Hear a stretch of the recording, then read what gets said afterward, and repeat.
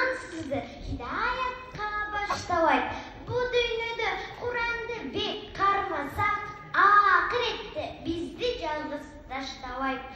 Ulu Kur'an bu dünyada nasatçı ıyık Kur'an o dünyada şafaatçı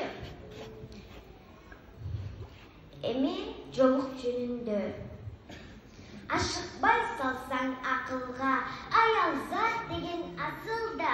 жудрайт периште сымак жолугу турса башыңда жап дегенде деди башыңды жараткан айткан акыл бу кулда жан кычан болчу эле Кудайдан дагы акылдуу топтошкон менен миң акку тобунан суу бир акку касиет болсун аялда катылган каухар сыяктуу башкалар үчүн жашыруу билгенге нике атуу